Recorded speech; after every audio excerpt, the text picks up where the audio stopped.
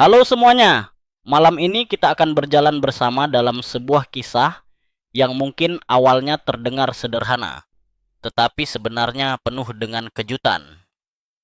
Saya ingin Anda membayangkan suasana, sunyi di luar jendela, lampu kamar Anda redup, mungkin secangkir teh hangat berada di meja, sementara Anda duduk atau berbaring sambil mendengarkan suara saya. Malam seperti ini membuat cerita tentang kesehatan dan kehidupan terasa lebih dekat, seakan kita sedang berbincang secara pribadi. Saya tahu banyak dari kita yang sudah merasakan perubahan seiring bertambahnya usia. Mungkin dulu Anda bangun pagi dengan semangat dan bisa langsung beranjak dari tempat tidur. Tetapi kini, ketika mata terbuka, tubuh seperti berkata, "Tunggu sebentar, aku butuh waktu tambahan." Saya merasakan itu sendiri. Di usia 78 tahun, bangun dari tidur bukan lagi hal otomatis. Kadang butuh 5 menit untuk sekadar meyakinkan diri, lalu perlahan-lahan mengangkat tubuh. Nah, sebelum saya bercerita lebih jauh, saya ingin menantang Anda dengan sebuah kalimat. Anda mungkin tidak akan bertahan hidup jika terus mengabaikan hal sederhana yang sebenarnya bisa melindungi tubuh Anda. Terdengar dramatis, bukan? Tetapi percayalah, ada kebijaksanaan dalam ancaman kecil tadi. Dan sebelum Anda merasa terlalu nyaman, izinkan saya mengingatkan. Jadi, sebelum Anda merasa nyaman, luangkan waktu untuk menyukai video ini dan berlangganan. Tapi hanya jika Anda benar-benar menyukai apa yang saya lakukan di sini. Sekarang saya ingin tahu, Anda di mana mendengarkan ini? Apakah di ruang tamu dengan lampu terang atau di kamar sambil bersiap tidur? Tuliskan di kolom komentar lokasi dan waktu Anda sekarang, karena saya selalu senang membaca cerita dari berbagai tempat. Baiklah, sekarang matikan lampu, mungkin nyalakan kipas supaya ada suara lembut yang menenangkan. Dan mari kita mulai perjalanan kita malam ini. Beberapa tahun lalu, saya bertemu seorang pasien yang membuat pandangan saya terhadap kesehatan berubah. Tapi sebelum saya sampai pada kisah itu, izinkan saya berbagi sedikit rasa kesal kecil yang saya alami. Saat menaiki tangga, saya mendapati diri saya lebih cepat ngos-ngosan. Kaki pun sering melemas, seolah sedang berolahraga berat padahal hanya naik 2 tingkat. Saya sempat berpikir, mungkin ini tanda tubuh saya menyebalkan dan mulai mogok kerja. Dulu saya bisa naik 6 lantai tanpa jeda. Sekarang 2 lantai saja sudah membuat saya bertanya, apakah tangga ini tiba-tiba jadi lebih tinggi atau lutut saya sedang bercanda?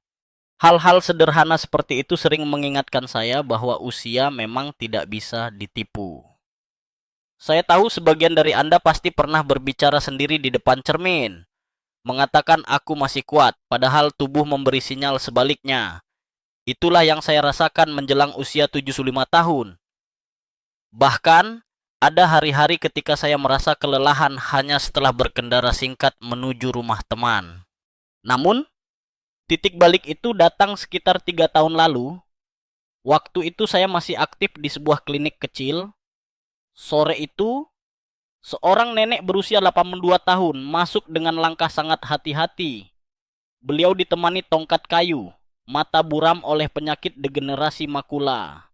Otot-ototnya kaku, bahkan kursi periksa pun terasa jauh untuk dicapai. Saya masih ingat jelas rasa iba di hati saya ketika melihat beliau harus duduk perlahan-lahan.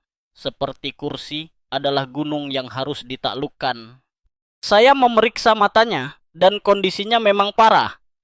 Bayangkan, makula mata, bagian yang memungkinkan kita membaca dan mengenali wajah, sudah rusak berat.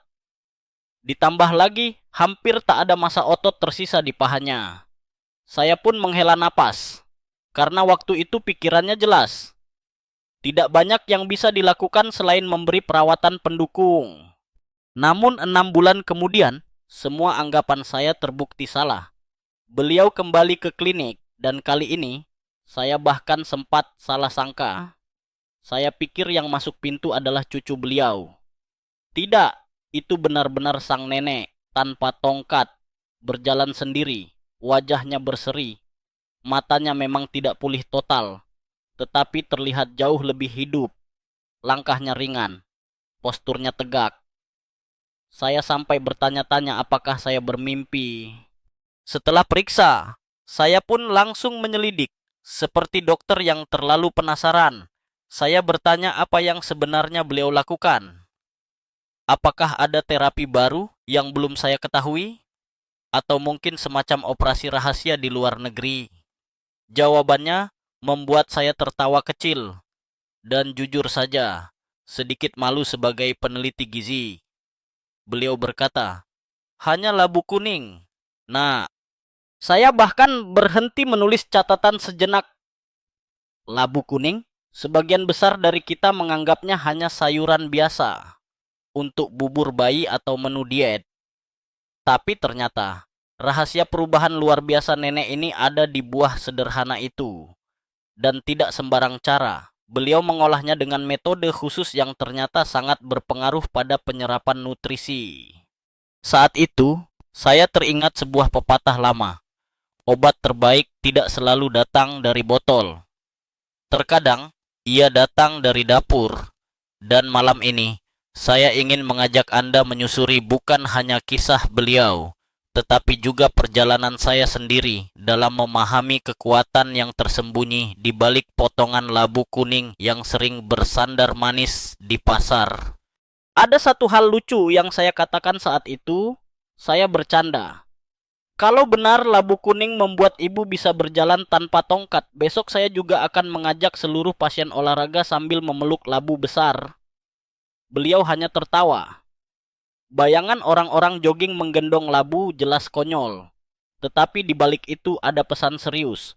Sesuatu yang kelihatannya sederhana bisa mengubah arah hidup kita. Dan dari titik itulah perjalanan panjang ini dimulai. Saya menemukan bahwa apa yang kita makan bukan hanya soal mengisi perut, melainkan juga menyentuh fungsi mata, otot, bahkan pikiran. Seolah-olah labu kuning memiliki rahasia yang selama ini kita abaikan. Saat saya pulang ke rumah malam itu, pikiran saya tak kunjung tenang. Bayangan nenek 82 tahun itu berjalan masuk klinik tanpa tongkat terus terulang di kepala saya. Saya berbaring, menatap langit-langit dan bertanya dalam hati, bagaimana mungkin labu kuning, sesuatu yang sering saya anggap remeh di rak pasar, bisa menciptakan perubahan yang begitu dramatis? Rasanya seperti menonton film detektif, di mana tersangka yang dianggap polos tiba-tiba terbukti menjadi dalang utama. Keesokan harinya, rasa penasaran saya berubah menjadi semangat.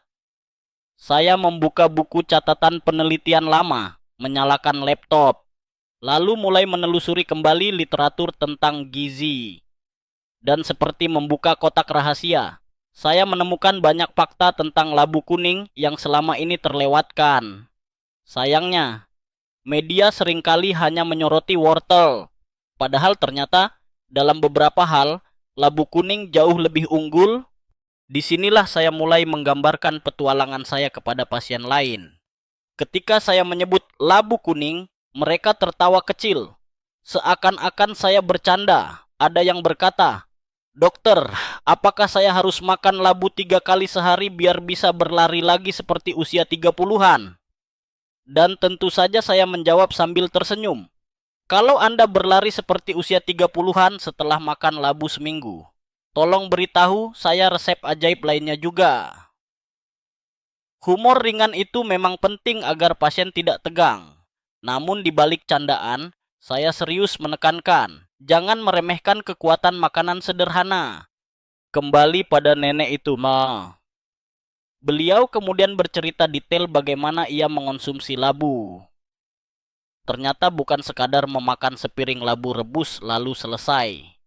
Ada waktu tertentu, ada cara memasak, bahkan ada kombinasi dengan makanan lain yang memperkuat khasiatnya.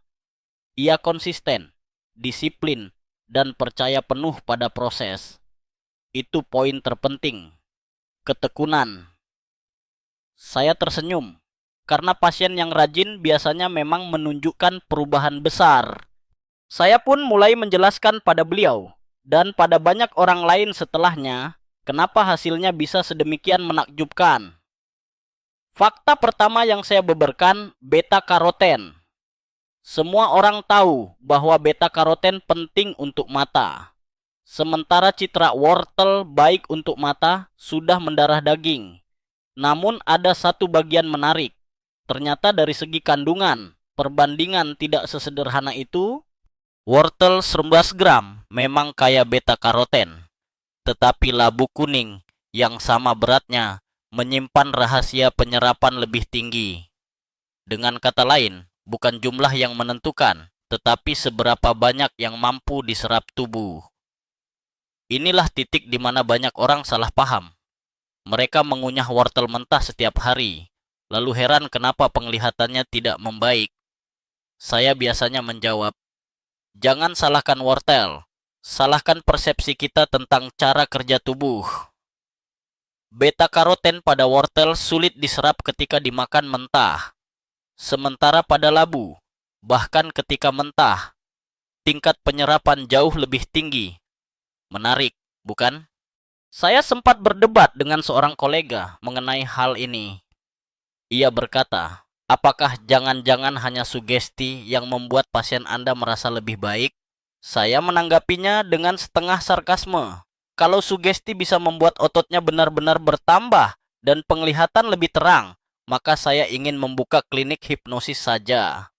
Tentu diskusi itu belum berakhir, karena dalam dunia akademis, selalu ada ruang perdebatan tentang apakah efeknya murni nutrisi atau gabungan faktor lain. Tetapi, bagi saya, bukti nyata di depan mata berbicara lebih keras daripada teori di atas kertas. Saya juga menemukan peran penting senyawa lutein dan zeaxanthin, dua nutrisi yang bekerja bak perisai bagi makula mata. Mereka bertugas layaknya penjaga gerbang, menghalangi cahaya biru yang menyerang retina setiap kali kita menatap ponsel atau layar komputer. Bayangkan saja, setiap kali Anda membuka media sosial berjam-jam, sejatinya mata Anda sedang dihantam gelombang cahaya yang bisa merusak secara perlahan. Lutein dan zeaxanthin seperti polisi lalu lintas yang selalu berkata, "Hei, jangan terlalu cepat, cahaya biru, kami jaga jalannya." Ada sebuah momen kecil yang sangat saya ingat. Saya sedang menjelaskan tentang cahaya biru kepada seorang pasien 70 tahun.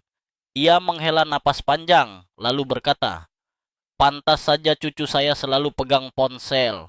Mungkin matanya mundur duluan sebelum umurnya tua." Kami berdua pun tertawa. Meskipun dalam hati saya mengakui ada kebenaran pahit di dalamnya. Generasi muda terlalu akrab dengan cahaya layar, dan perlindungan alami dari makanan seperti labu kuning mungkin adalah penyelamat di masa depan. Dari sisi pribadi, penemuan ini membawa perasaan yang campur aduk. Di satu sisi, saya senang menemukan bukti baru tentang betapa kuatnya makanan alami. Namun di sisi lain, saya sempat menyesal.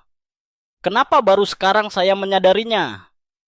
Bertahun-tahun saya berkutat dengan jurnal kedokteran, mencari intervensi medis modern, sementara rahasianya tersimpan manis di dapur masyarakat sejak dulu.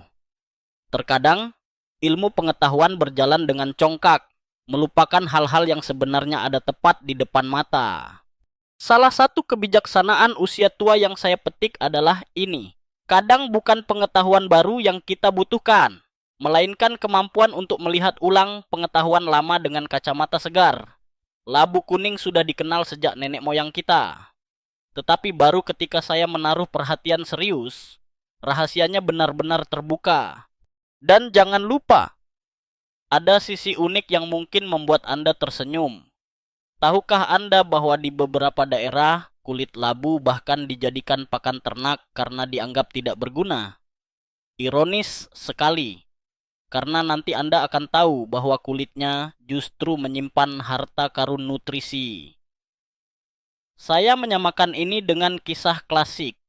Buku yang sampulnya lusuh seringkali menyimpan cerita paling menakjubkan. Malam itu, saya menutup catatan medis dengan rasa haru. Nenek berusia 82 tahun itu bukan sekadar pasien, melainkan guru bagi saya. Beliaulah yang pertama membisikkan, tanpa sadar, bahwa dunia nutrisi masih penuh rahasia. Dan sejak saat itu, kisah labu kuning mulai menjadi bagian penting dalam perjalanan saya membimbing pasien lain. Setelah pertemuan yang membuat saya tertegun itu, saya semakin bersemangat menggali rahasia gizi labu kuning. Ada sesuatu yang menggelitik. Mengapa wortel selalu mendapat panggung? Sementara labu jarang sekali dibicarakan. Kalau diibaratkan pesta perayaan, wortel seperti tamu kehormatan yang selalu diminta memberi pidato. Sementara labu hanya duduk manis di pojok ruangan tanpa banyak yang memperhatikan. Saya mulai menyiapkan perbandingan gizi secara serius. Dari data gizi yang saya telaah, wortel 100 gram mengandung beta karoten tinggi. Namun, ada hal krusial yang sering luput dari sorotan. Bioavailabilitas. Kata yang rumit ini intinya adalah seberapa besar zat gizi yang masuk benar-benar bisa dipakai tubuh. Jangan terkecoh dengan angka megah pada tabel gizi, karena jika tubuh hanya bisa menyerap 10% dari angka itu, sisanya hanyalah statistik kosong. Nah, disinilah keunggulan labu kuning muncul. Ada saat lucu saat saya menjelaskan ini dalam seminar kecil. Salah satu peserta, seorang bapak berusia 60-an, mengangkat tangan lalu berkata, "Jadi menurut dokter, wortel itu cuman iklan doang ya?" Semua orang tertawa. Saya pun menahan senyum lalu menjawab, "Tidak juga, Pak. Wortel tetap bermanfaat. Tapi kalau wortel itu aktor utama dalam iklan lama, labu sebenarnya adalah sutradara yang tidak kelihatan. Tapi tanpa dia, filmnya tidak akan selesai." Mari kita uraikan dengan sederhana. Wortel mentah yang kerap dimakan sebagai lalapan hanya memberikan 10% penyerapan beta karoten. Itu berarti dari 100 unit, hanya 10 yang benar-benar berguna. Labu kuning mentah bisa mencapai sekitar 45%. 4 kali lipat lebih baik. Bayangkan, tubuh Anda berterima kasih karena tidak harus bekerja keras. Anda makan labu. Tubuh berkata, "Ah, terima kasih. Ini lebih mudah ditangani daripada wortel keras yang bikin gigi saya pegal." Dan ketika diolah, angka ini lebih ajaib lagi. Panas saat mengukus atau memanggang, melunakkan dinding sel tumbuhan, membuat beta karoten lebih mudah keluar dan ditangkap tubuh. Apalagi kalau ditambah minyak seperti minyak zaitun. Karena beta karoten itu larut dalam lemak. Kehadiran minyak membuat penyerapannya bisa tembus 70%. Jadi jangan ragu menambahkan labu panggang dengan sedikit tetesan minyak zaitun dan taburan biji wijen. Bukan hanya lezat, tapi juga efek vitamin A-nya meningkat. Namun menariknya, beta karoten hanya satu sisi cerita. Labu juga membawa cadangan lutein dan zeaxanthin. Dua pemain penting yang, jujur saja, jarang disebut di iklan sayur. Mereka bekerja melindungi area makula di retina, pusat penglihatan kita. Saya pernah menggambarkannya begini kepada seorang pasien muda. Bayangkan makula itu layar ponsel Anda. Kalau layarnya retak, Anda tetap bisa menyalakan ponsel, tapi semua gambar kabur dan terpotong. Lutein dan zeaxanthin seperti tempered glass pelindung layar. Mereka menahan serangan cahaya biru berlebihan. Disinilah debat akademis sering terjadi. Beberapa penelitian mengatakan lutein dari sayur hijau adalah sumber utama. Sementara yang lain menyoroti bahwa labu sebenarnya juga sangat kaya. Saya pribadi percaya, yang penting bukan hanya jumlah lutein, tetapi kombinasi seluruh senyawa dalam satu bahan alami. Labu tidak hadir sendirian. Ia membawa vitamin C, vitamin E, serta senyawa polifenol yang semua bergandengan tangan memberi efek sinergi. Inilah alasan mengapa makanan utuh sering lebih ampuh daripada suplemen tunggal. Saya teringat momen ketika seorang pasien paruh baya, sebut saja namanya Ibu Ratna, memandang saya serius lalu berkata, "Kalau benar labu lebih baik, berarti selama ini saya ditipu iklan wortel, ya?" Saya menjawab sambil sedikit bercanda, tidak ditipu, Bu. Mungkin lebih tepatnya, diarahkan dengan kreatif. Kami tertawa, tapi saya tambahkan, kalau ingin hasil maksimal, jangan hanya percaya pada slogan. Lihatlah bagaimana tubuh bisa benar-benar menyerap gizinya. Dan ada fakta ganjil yang membuat saya makin terpesona. Di masyarakat dahulu, labu kuning kadang dijadikan bahan upacara panen, dianggap simbol kesuburan. Namun, dalam budaya modern, ia jatuh cuma menjadi dekorasi Halloween. Pikiran saya pun melayang. Dari sesaji sakral turun kasta menjadi lampu hias seram. Ironis sekali, padahal justru di dalam hiasan seram itu tersembunyi nutrisi yang bisa membuat penglihatan lebih terang dan tubuh lebih kuat. Kebijaksanaan orang tua yang saya ambil di sini sederhana. Jangan pernah meremehkan sesuatu hanya karena ia ada di dapur setiap hari. Kekayaan sejati sering disembunyikan di tempat yang paling biasa. Sama seperti hidup, seringkali yang kita anggap kecil justru menjadi kunci perubahan besar. Saya akui, sebagai dokter saya pun dulu lebih suka berbicara tentang obat modern, serum canggih, terapi mutakhir. Tetapi setelah melihat bagaimana nenek 82 tahun itu berubah hanya dengan ketekunan makan labu, saya mulai memandang ulang paradigma saya. Kadang kehidupan mengejek kesombongan kita dengan menempatkan jawaban besar dalam benda sederhana. Oh iya, satu anekdot kecil. Suatu siang saya iseng menaruh irisan labu di meja ruang periksa. Pasien yang masuk langsung berkata, "Dok, apakah sekarang ruang tunggu jadi pasar?" Saya tertawa dan jawab, "Ya, pasar kesehatan." Tapi sebenarnya itulah cara saya memantik percakapan. Orang jadi penasaran dan terbuka menerima cerita bahwa labu ternyata adalah pahlawan tersembunyi yang selama ini kurang dihargai. Setelah menyadari betapa besar potensi beta-karoten dalam labu kuning, saya semakin tertarik menelusuri dua senyawa lain yang kerap diabaikan, lutein dan zeaxanthin. Dua nama ini memang terdengar seperti karakter asing dalam sebuah film sci-fi. Nyaris semua orang pernah mendengarnya, tetapi hanya sedikit yang paham cara kerjanya. Padahal, mereka adalah garda depan perlindungan mata, terutama bagian makula yang menjadi pusat penglihatan kita. Saya sering suka menggambarkan mereka sebagai bodyguard VIP di dalam mata. Bayangkan makula sebagai panggung konser tempat penyanyi utama tampil, dan cahaya biru dari layar ponsel atau televisi adalah kerumunan penonton yang terlalu agresif. Nah, lutein berdiri di depan panggung dengan kacamata hitam besar, sambil berkata, "Tenang, semua kebagian, tapi jangan lempar apa-apa ke artis." Sementara zeaxanthin bertugas lebih dekat ke pusat, ia berdiri tepat di depan mikrofon pneumatia, memastikan penyanyi aman. Mengapa ini penting? Karena dalam kehidupan modern, hampir semua orang kini menghabiskan waktu lama di depan layar. Saya sendiri, walaupun sudah sepuh, tetap harus menatap komputer untuk menulis catatan pasien, presentasi, atau sekadar menjawab pesan cucu. Dan layar itu tidak tahu belas kasihan.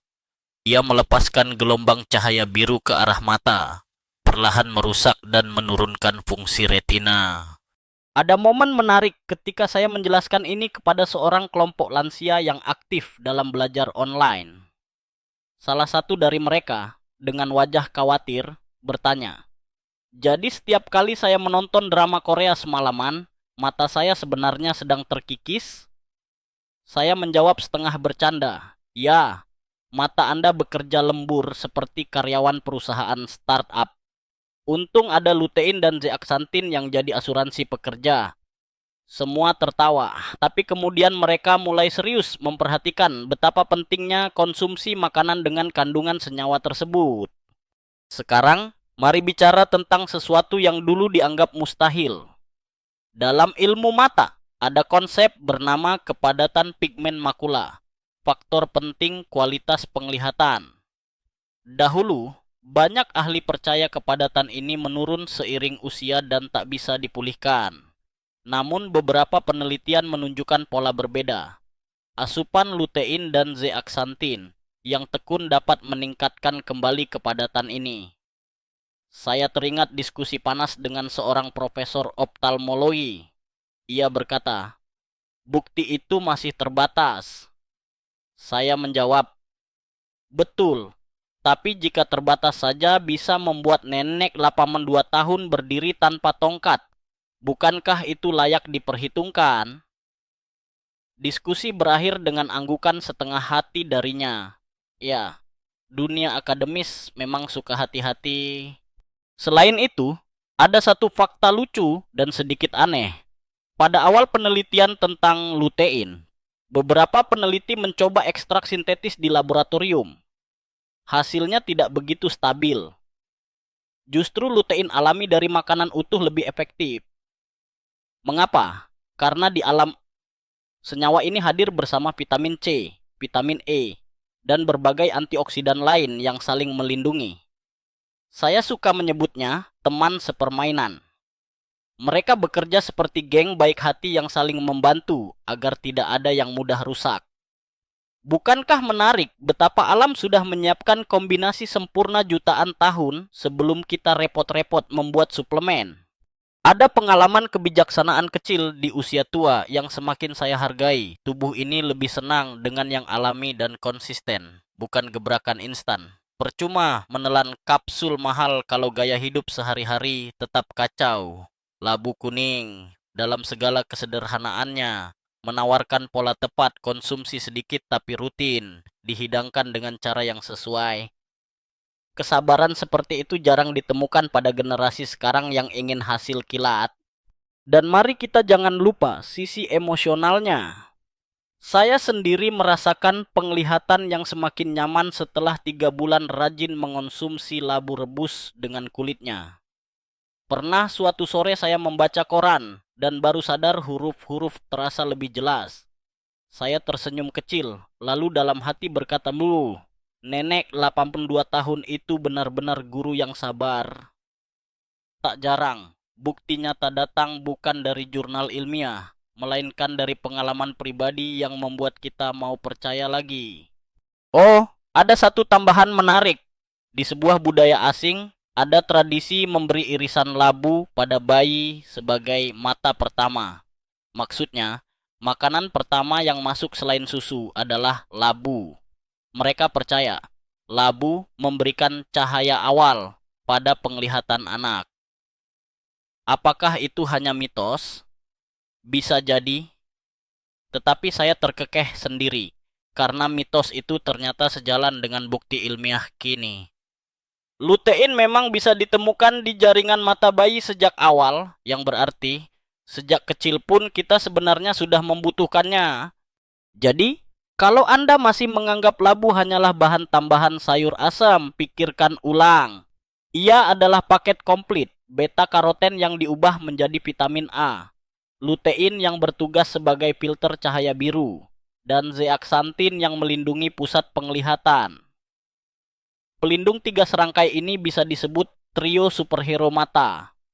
Beda dengan karakter film Marvel, mereka tidak punya kostum meriah.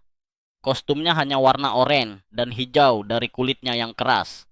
Tapi efeknya jauh lebih nyata daripada sekadar tontonan bioskop. Dan tentu, sampai sekarang pembahasan akademis masih berjalan, sebagian dokter masih ragu, sebagian lain sudah mempromosikan secara besar-besaran gitu. Tapi saya belajar untuk tidak menunggu konsensus 100% sebelum bertindak bijak. Kalau satu buah labu bisa membuat saya membaca lebih jelas, kenapa saya harus menunggu 20 tahun penelitian tambahan?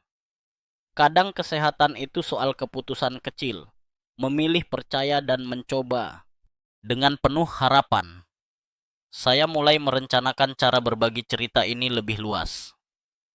Semakin banyak orang harus tahu bahwa ada teman lama bernama labu kuning yang diam-diam menjaga kita setiap hari. Setelah menyelami rahasia kandungan lutein dan zeaxanthin, saya mulai masuk ke wilayah yang lebih praktis, cara mengolah dan yang sering diabaikan, kapan sebaiknya mengonsumsi labu kuning. Percayalah, nutrisi bukan sekadar tentang apa yang kita makan, tetapi juga bagaimana dan kapan kita melakukannya. Sama seperti musik, lagu yang bagus bisa terasa janggal bila dimainkan di momen salah. Mari saya mulai dengan sebuah pengalaman pribadi. Beberapa tahun lalu, ketika baru saja terpesona oleh manfaat labu, saya iseng mencoba makan sepotong besar labu rebus di pagi hari, tepat setelah bangun tidur, sebelum sarapan. Apa yang terjadi? Perut saya terasa berat, malah sedikit kembung. Padahal saya pikir akan mendapat energi super. Dari situ saya belajar bahwa makan labu dalam keadaan perut kosong bukanlah ide terbaik. Nutrisi di dalamnya justru sulit diserap jika tidak ditemani makanan lain. Maka, setelah beberapa kali eksperimen dan jujur saja beberapa kali kembung, saya sampai pada kesimpulan, waktu paling sempurna menikmati labu adalah setelah makan utama, terutama siang dan sore. Tubuh sedang aktif mencerna, enzim dalam kondisi optimal, dan vitamin larut lemak di labu bisa diserap lebih baik bila ada sedikit sumber minyak atau lemak sehat. Nah, ini bukan teori iseng saya saja. Banyak penelitian gizi modern juga menemukan bahwa zat gizi tertentu lebih gampang masuk tubuh ketika diberikan bersama makanan lain. Jadi jangan heran kalau dokter tua ini tiba-tiba seperti chef yang cerewet soal timing makan. Cara pengolahan pun punya peran besar. Kalau Anda bertanya kepada saya, apakah labu sebaiknya dimakan mentah atau dimasak?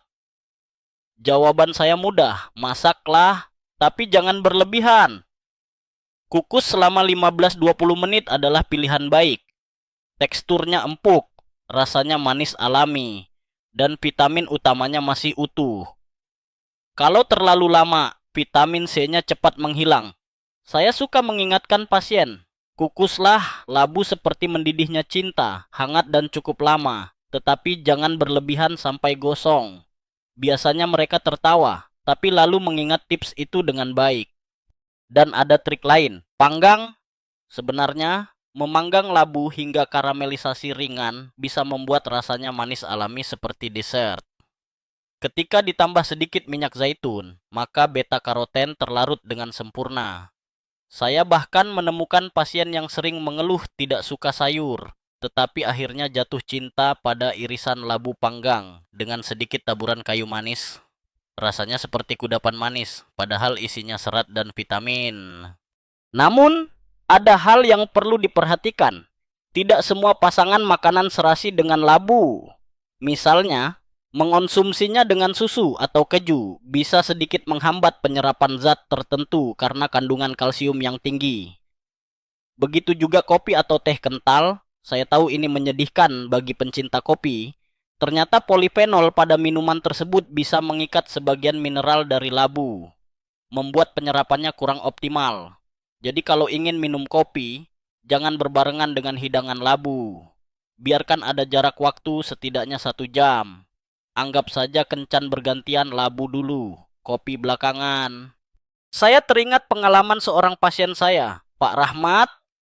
Beliau penggemar kopi sejati yang hampir selalu meminum 2 gelas kopi setiap kali makan. Ketika saya menyarankan agar labu dimakan tanpa ditemani kopi, ia mengeluh. Kalau begitu saya harus memilih antara cinta pertama atau cinta baru. Dok, saya menjawab sambil tertawa kecil. Tenang, Pak. Labu bukan meminta putus hubungan total. Hanya minta waktu sendiri selama 1 jam. Akhirnya beliau mencoba. Dan beberapa bulan kemudian bercerita bahwa rasa segarnya meningkat. Ia mendapati tekanan darahnya stabil. Dan energi harian terasa lebih terkontrol. Selain soal cara memasak, kita juga perlu bicara soal jumlah. Hidup adalah soal takaran pas, bukan? Untuk labu. Menurut pengalaman saya, kisaran 200 gram sehari cukup. Tapi lebih baik dibagi 2 kali makan, masing-masing sekitar 100 gram. Dengan cara itu, tubuh tidak kebanjiran nutrisi sekaligus. Dan pencernaan pun berjalan lebih bersahabat. Saya sering menganalogikan, sama seperti menerima hadiah. Lebih menyenangkan jika dikasih sedikit-sedikit berulang. daripada sekali banyak lalu bingung menyimpannya. Ada satu kebijaksanaan sederhana yang muncul seiring usia. Tubuh suka konsistensi. Lebih baik memberikan 100 gram labu tiap siang dan sore selama 3 bulan, daripada makan setengah kilo sekaligus lalu berhenti seminggu. Sama halnya dengan olahraga, jalan 20 menit setiap hari lebih, bermakna daripada lari maraton setahun sekali, lalu rebah total sebulan. Konsistensi yang sederhana inilah yang benar-benar menyehatkan. Dan jangan lupakan kulitnya. Banyak orang mengupas habis kulit labu dan hanya makan dagingnya. Padahal, cukup dikukus sebentar pun kulit labu bisa lunak dan dimakan. Di dalamnya ada serat tambahan dan zat fenolik yang tidak ditemukan sebanyak di daging buahnya. Saya bahkan mulai membuat kebiasaan menjemur kulit labu, lalu menyeduhnya menjadi semacam teh labu. Rasanya lembut, agak nati, dan tentu saja ada tambahan manfaat kesehatan. Ngomong-ngomong soal aneh, pernah satu kali saya menyeduh teh kulit labu yang warnanya agak keruh. Cucu saya masuk ke dapur, melihat gelas itu dan spontan berkata, "Kakek, apakah ini ramuan ajaib dari film Harry Potter?" Saya hanya terkekeh dan menjawab, "Bisa jadi. Ramuan agar penglihatanmu tidak rusak akibat menatap layar ponsel terus." Dia mendengus kecil, tapi diam-diam ikut mencicipi. Rupanya ia suka, meski tidak mengaku secara terbuka. Maka, dari semua pencarian ini, saya semakin yakin kekuatan labu bukan hanya tentang kandungan kimianya, tapi juga tentang pemahaman kita mengolahnya. Waktu makan, metode memasak, hingga kombinasi dengan minyak sehat. Semua bekerja layaknya koreografi. Bila kita mau menari sesuai ritme, manfaatnya akan semakin terasa.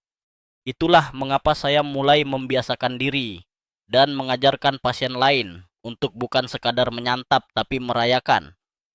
Labu bisa ditempatkan di meja makan, bukan hanya sebagai lauk sederhana, melainkan bintang utama yang terselubung. Tidak perlu pesta mewah, cukup piring kukusan, tetesan minyak zaitun, dan waktu makan yang tepat. Dan percaya atau tidak, hal-hal kecil semacam ini dihargai dengan sungguh-sungguh akan mengubah cara tubuh kita menyerap energi kehidupan. Setelah puas membahas waktu dan cara terbaik mengonsumsi labu, kini saya ingin mengalihkan sorotan ke bagian yang tidak kalah penting, serat. Serat. Kata sederhana yang sering kita dengar saat dokter menjelaskan tentang pencernaan. Tetapi jangan salah, serat dalam labu kuning ini memiliki peran penting yang jauh melampaui sekadar membuat aktivitas di toilet lebih lancar. Mari saya ceritakan sebuah kisah kebijaksanaan kecil dari pasien saya. Ibu Lestari, berusia 74 tahun. Beliau sering mengeluh tentang sembelit parah yang membuatnya tidak nyaman setiap hari. Minum obat pencahar memang memberikan bantuan sesaat, tetapi begitu dihentikan, masalah kembali lagi. Lalu beliau mencoba rutin mengonsumsi labu kukus, sekitar 100 gram setiap siang. 2 minggu kemudian, beliau kembali dan tersenyum malu-malu, mengatakan, "Dok, saya sekarang jadi pelanggan setia toilet setiap pagi, tanpa antre." Kami berdua tertawa, tapi jelas terlihat kelegaannya. Dari situ saya semakin yakin, kekuatan serat labu tidak bisa dianggap remeh. Dalam 100 gram labu, terkandung sekitar 5 gram serat. Angka itu cukup tinggi, bahkan lebih dari serat pada apel. Tapi yang membuatnya istimewa adalah komposisinya. Ada serat larut sekaligus tak larut dalam perbandingan ideal. Serat larut ibarat spons halus yang menyerap air, menjaga kadar gula darah naik perlahan, dan membantu menurunkan kadar kolesterol. Sementara serat tak larut bertugas sebagai sapu yang menggerakkan isi usus dengan lebih cepat, mencegah sembelit dan menormalisasi ritme pencernaan. Saya suka mempersonifikasikan serat tak larut sebagai petugas kebersihan di malam hari. Tidak banyak bicara, tidak glamor, tetapi tanpa mereka, ruangan atau dalam hal ini usus akan berantakan. Sedangkan serat larut saya bayangkan seperti resepsionis ramah yang menjaga, lalu lintas tamu atau gula darah agar masuk dengan tertib. Bersama-sama mereka membentuk tim yang efektif dan tubuh pun berfungsi lebih harmonis.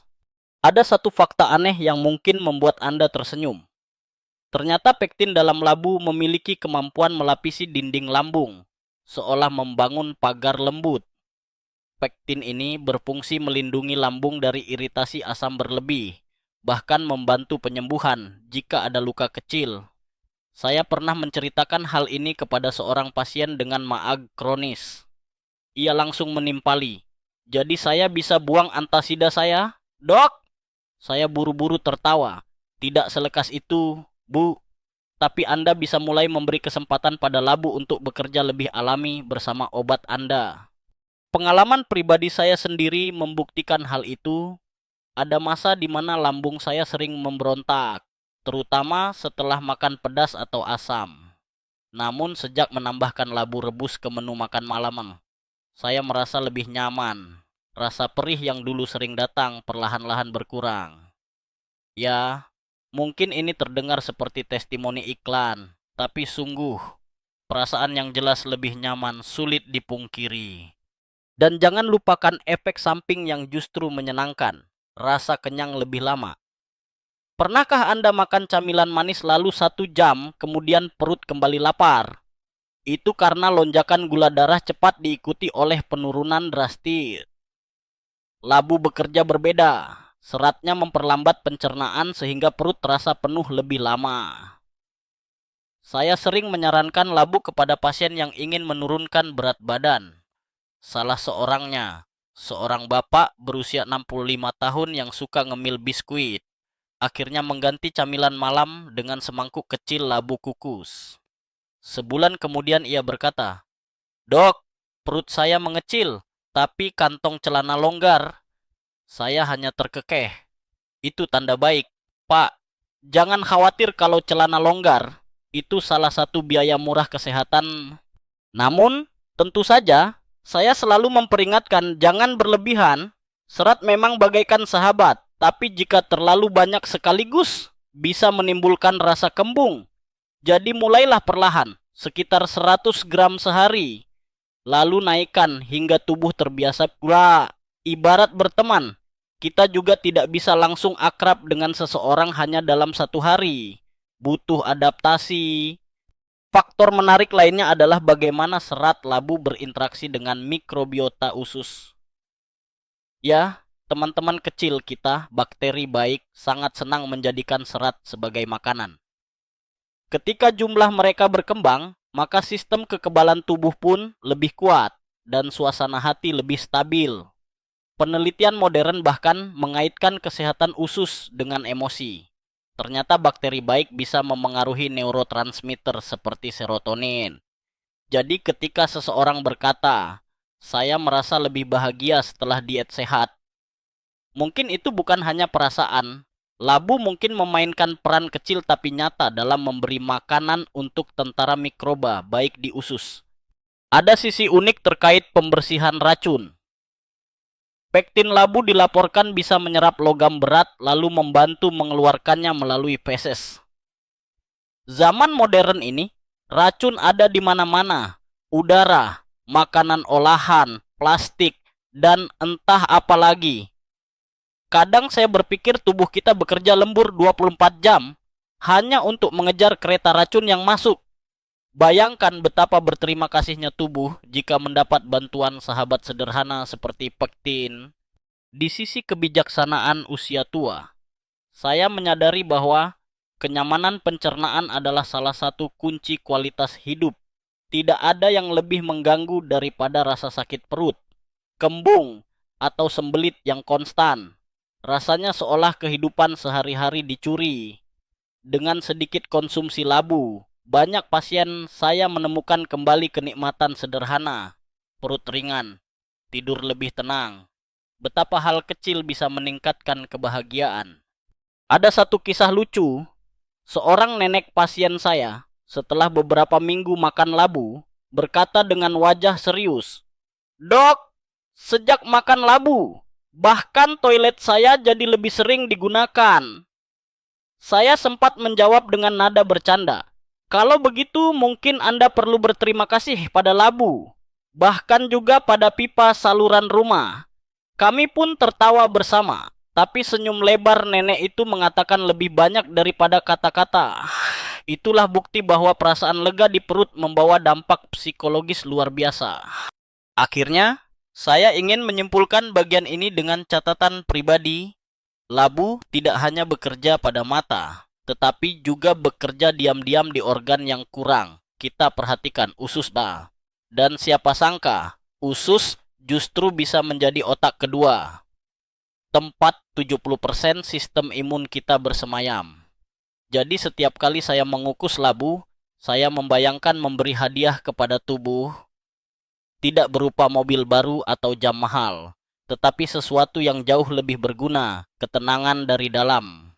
Setelah puas membicarakan serat yang ramah pada usus, kita sekarang bergeser ke salah satu sahabat tersembunyi dalam labu kuning, kalium. Mineral kecil ini benar-benar bekerja bak pahlawan yang jarang mendapat pujian. Orang lebih sering mengenal kalsium untuk tulang atau zat besi untuk darah. Tapi kalium, ia seperti teknisi listrik di balik layar, tak sering disebut. Tetapi kalau ia mogok, seluruh rumah bisa padam. Mari saya ceritakan pengalaman Pak Suyatno, seorang pasien berumur 79 tahun. Beliau sering datang ke klinik dengan keluhan kaki bengkak setiap pagi. Wajah pun sembab, seolah baru habis menangis malam-malam. Setelah saya periksa, ternyata kadar natriumnya cenderung tinggi. Penyebabnya sederhana, kesukaan beliau terhadap makanan asin. Dari kerupuk sampai ikan kering, semuanya dimakan tanpa rasa bersalah. Saya lalu menyarankan agar mulai mengimbangi makanan asin itu dengan sumber kalium alami, salah satunya labu kuning. 3 minggu kemudian, hasilnya cukup mengejutkan. Bengkaknya berkurang, pipinya terlihat lebih segar. Beliau bahkan bergurau, "Dok, sekarang saya merasa seperti model iklan skincare. Wajah sudah tidak penuh air." Kami tertawa, tetapi jelas perubahan itu nyata. Alasannya sederhana, kalium membantu tubuh membuang natrium berlebih lewat urin, sekaligus menjaga cairan tubuh lebih seimbang. Tidak hanya itu, kalium juga punya peran elegan di sistem kardiovaskular. Ia membantu dinding pembuluh darah tetap rileks, sehingga tekanan darah turun dengan lebih alami. Bayangkan saja kalium sebagai terapis pijat halus yang menenangkan pembuluh darah. Tanpa dia, pembuluh bisa terasa tegang, tepa. Seperti seseorang yang sedang menahan marah berhari-hari. Saya sendiri sudah merasakan manfaat ini sejak rajin mengonsumsi labu. Tekanan darah saya lebih stabil, tidak lagi naik drastis setiap kali rapat panjang di klinik. Saya ingat sebuah percakapan dengan sahabat lama yang juga pensiunan dokter. Ia berargumen bahwa kalium bisa diperoleh dari pisang. Itu benar. Tapi saya tersenyum dan berkata, "Kalau begitu, bayangkan makan pisang tiap hari akan membuat Anda bosan. Dengan labu, Anda bukan hanya mendapat kalium, tetapi juga lutein, pektin, beta karoten, dan tentu saja bonus rasa manis alami." Ia terdiam, lalu mengangguk sambil tertawa. "Baiklah, jadi labu seperti combo mil gizi, ya?" Namun kalium tak hanya mengurusi cairan dan tekanan darah. Ia juga penting bagi fungsi otot. Tanpa cukup kalium, kontraksi otot terganggu. Muncullah gejala seperti kaki kram atau lemas. Pak Rahman, seorang pensiunan guru berusia 77 tahun, adalah contohnya. Ia sering terbangun malam karena betisnya mendadak kram menyakitkan. Setelah menambahkan labu ke pola makannya, sekitar 100 gram kukus saat sore, keluhannya mereda. Ia bahkan berkata, "Sekarang saya bisa tidur tanpa drama menjerit tengah malam." Mendengarnya, saya ikut lega. Yang lebih krusial lagi, kalium juga bekerja di otot paling vital, Jantung. Tanpa keseimbangan kalium, irama jantung bisa kacau. Itu sebabnya saya selalu menekankan bahwa makan labu bukan sekadar urusan mata lebih terang, tapi juga detak jantung yang lebih tenang. Ada satu momen unik di ruang praktik. Seorang pasien bercanda. Kalau begitu, dok, setiap kali saya makan labu sama saja seperti memberi terapi cinta untuk jantung saya. Saya langsung tertawa dan menimpali. Kurang lebih begitu. Bedanya, cinta bisa bikin deg-degan, sementara kalium membuat degupan lebih stabil. Semua orang di ruang praktik ikut tertawa. Selain itu, ada keterkaitan menarik antara kalium dan fungsi otak. Banyak yang tidak tahu, kalium membantu transmisi sinyal listrik antar neuron. Jadi bila asupan kalium memadai, komunikasi antar sel saraf berjalan lebih lancar. Inilah mengapa beberapa penelitian menunjukkan hubungan antara kalium cukup dengan konsentrasi dan daya ingat yang lebih baik. Pernah suatu kali cucu saya berkata, "Kakek, jadi cepat ingat nama teman saya sekarang." Saya menjawab dengan santai, "Itu karena kakek lagi dekat dengan labu, bukan main sudoku semata." Disinilah saya menyadari kebijaksanaan usia tua. Seringkali masalah fisik tidak butuh solusi rumit. Kadang hanya perlu menaruh kembali mineral kecil ke dalam hidup. Kalium, misalnya, ia tidak akan muncul di iklan mewah, tidak akan jadi topeng Halloween yang menakutkan. Tapi ketika hadir dalam labu sederhana, ia membuat tubuh lebih rileks dan berdaya. Tentu, saya juga menekankan pada pasien dengan penyakit ginjal. Hati-hati dengan terlalu banyak kalium. Tidak semua orang bisa seenaknya menambah konsumsi. Itulah mengapa bimbingan medis tetap penting. Saya tidak ingin mereka pulang lalu makan 1 kilo labu per hari karena terlalu semangat, lalu kembali dengan masalah lain, seperti hal-hal baik lain dalam hidup. Kalium membutuhkan keseimbangan. Sisi aneh dari kalium yang membuat saya tersenyum adalah ini. Labu ternyata mengandung lebih banyak kalium per 100 gram dibandingkan pisang. Makanan yang selalu dilambungkan sebagai raja kalium. Saya suka menyampaikan fakta ini dengan nada menggoda di depan pasien. Jadi, labu adalah raja sejati yang diam-diam membiarkan pisang duduk di singgasana media. Biasanya mereka tertawa sambil merasa sedikit terkejut. Akhirnya, apa pelajaran yang ingin saya bagikan? Bahwa kalium dalam labu bekerja halus tetapi nyata, menghapus sembab pagi, menstabilkan tekanan darah, menenangkan otot, hingga menjaga detak jantung dan fokus pikiran. Dan ya, semua itu bisa hadir hanya karena Anda menambahkan sepotong kecil sayur manis ke piring harian.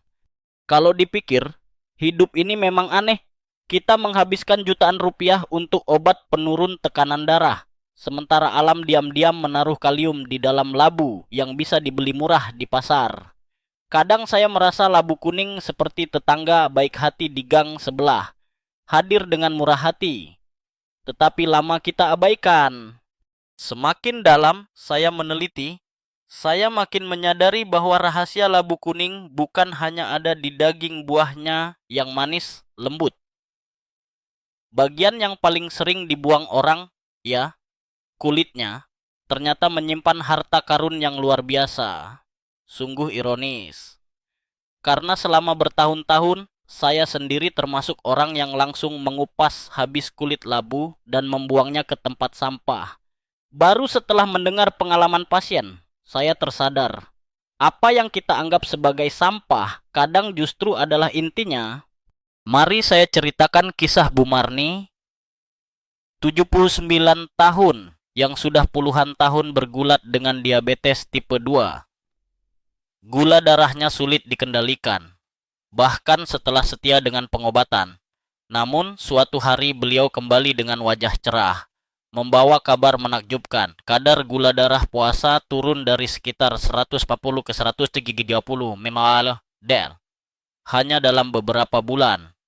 Saya terperangah. Lalu beliau membuka rahasianya. Teh kulit labu. Ia bercerita dengan sederhana, kulit labu dikupas tipis, dijemur 3-4 hari di bawah matahari, kemudian direbus menjadi secangkir teh hangat. Rasanya ringan, agak tanah, tetapi menenangkan.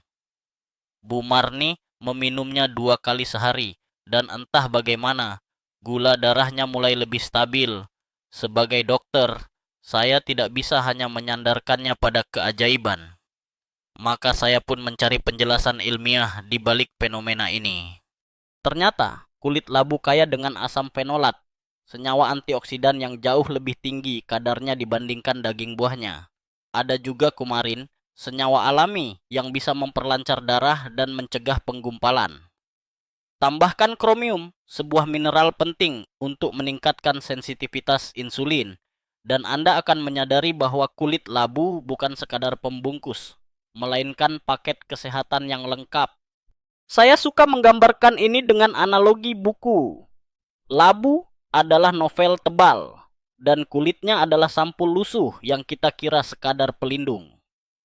Ternyata terjadi kebalikannya. Sampul itu menyimpan daftar isi dan kunci rahasia cerita.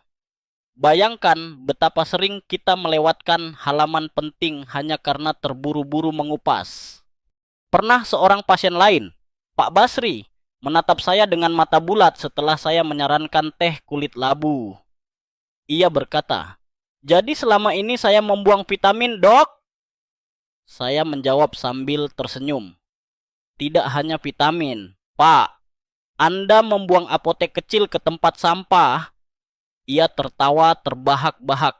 Lalu 2 minggu kemudian benar-benar membawa laporan laboratorium yang menunjukkan perbaikan. Tentu tak semua orang mudah percaya. Seorang teman sejawat pernah meragukan. Apakah tidak berbahaya minum rebusan kulit? Bagaimana dengan pestisida? Pertanyaannya sangat valid. Karena itu saya selalu menyarankan agar kulit labu dicuci dengan baik, direndam sebentar dalam larutan soda kue, lalu dibilas bersih sebelum dikeringkan. Dengan begitu, residu kimia bisa diminimalkan. Tak perlu khawatir, asal dilakukan dengan benar. Anda hanya mendapat manfaatnya. Menariknya, teh kulit labu juga membantu mereka yang sering merasa lelah. Saya sendiri pernah mencoba rutin selama sebulan. Setiap malam, menjelang tidur, saya seduh segenggam kulit kering di dalam air mendidih. Aromanya sederhana, bukan seperti teh hijau atau hitam yang elegan, tapi ada rasa damai dalam setiap tegukan. Anehnya, setelah 2 minggu saya merasa lebih bertenaga di siang hari. Apakah itu sugesti? Bisa jadi. Tapi tubuh saya seolah memberi ucapan terima kasih dan saya memilih untuk percaya. Ada juga hal aneh lain yang membuat saya tersenyum. Ketika saya berbagi resep ini di kelompok senam lansia, beberapa nenek langsung mencoba. Seminggu kemudian, satu di antaranya berkisah sambil tertawa.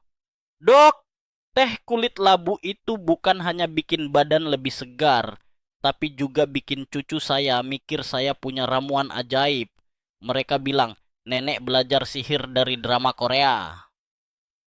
Saya ikut tertawa, sekaligus bahagia bahwa resep sederhana ini justru menciptakan momen hangat di keluarga mereka. Dari sudut pandang akademis, memang masih ada perdebatan soal seberapa kuat efek kromium dalam kulit labu terhadap regulasi gula darah. Ada yang bilang signifikan, ada pula yang menilai efeknya terbatas. Tapi, kebijaksanaan usia tua mengajarkan saya sesuatu. Kalau sebuah metode alami, murah, aman, dan membuat pasien merasa lebih nyaman tanpa efek samping, berarti, maka bukankah pantas untuk dicoba dengan bijak? Dunia medis memang harus hati-hati.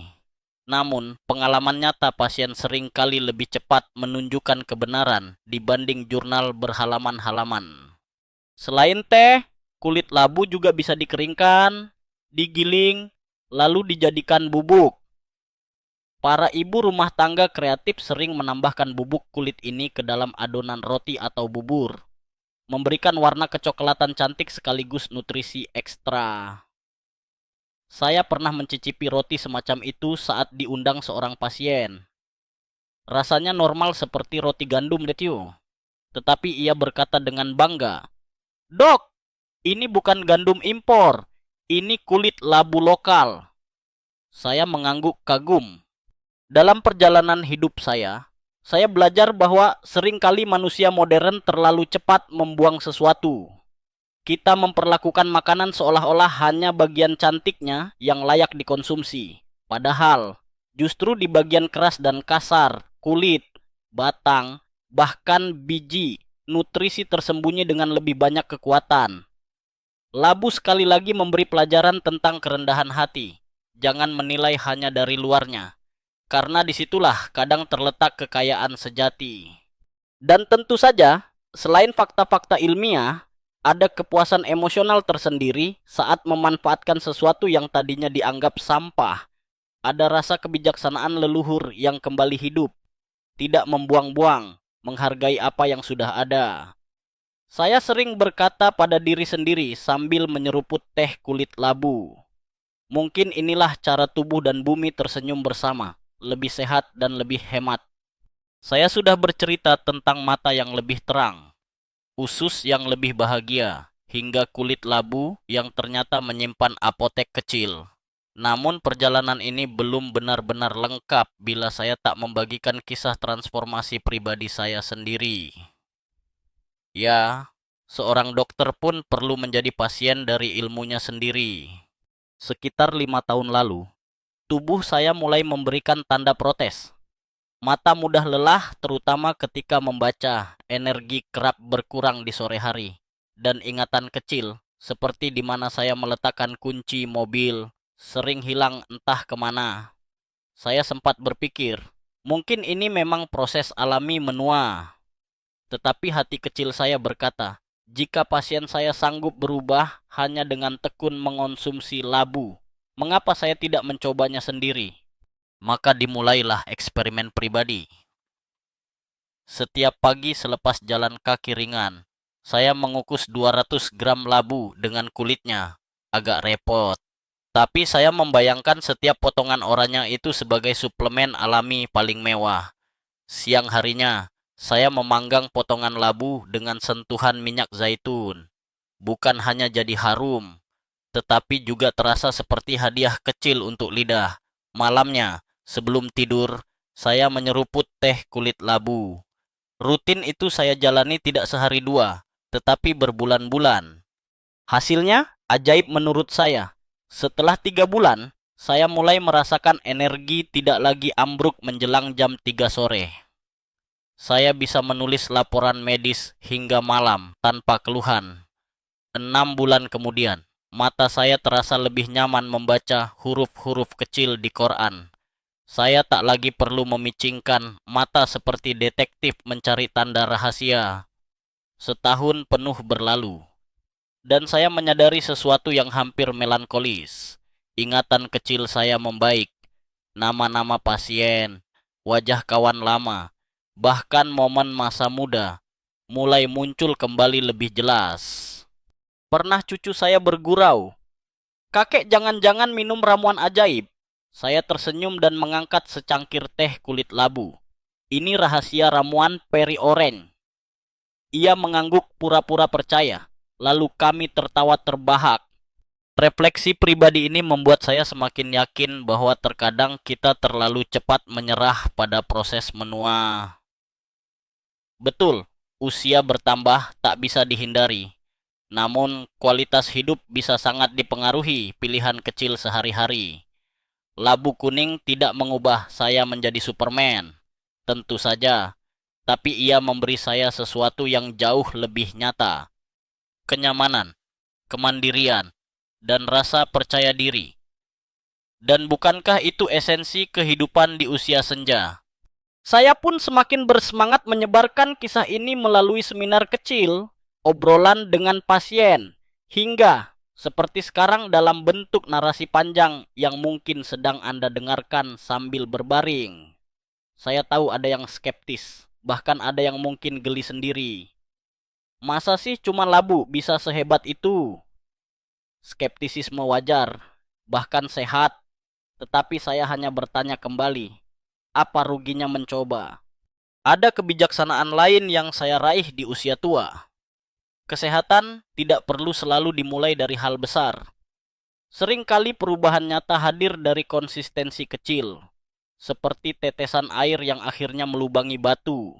Begitu pula sepotong labu sehari bisa perlahan-lahan melubangi belenggu penyakit degeneratif yang menua bersama usia. Cerita tentang Pak Suyatno yang hilang bengkaknya, Bu Marni yang turun gula darahnya, hingga pengalaman saya sendiri, hanyalah bukti kecil bahwa tubuh kita masih punya kapasitas untuk pulih, asal diberi kesempatan. Dan kesempatan itu kadang datang dari dapur, bukan dari klinik megah atau pil mahal. Pernah seorang pasien muda berkata dengan nada bercanda, "Dok, kalau begini, klinik Anda bisa bangkrut karena semua orang lebih memilih makan labu." Saya menjawab sambil tersenyum, "Kalau itu terjadi, berarti saya berhasil. Kesehatan pasien adalah keberhasilan saya, bukan jumlah pasien di ruang tunggu." Kini saya ingin menutup perjalanan panjang malam ini dengan sebuah ajakan. Jangan tunggu tubuh Anda berteriak baru Anda peduli. Jangan tunggu mata kabur, jantung berdebar aneh, atau usus merajuk. Mulailah dari sekarang.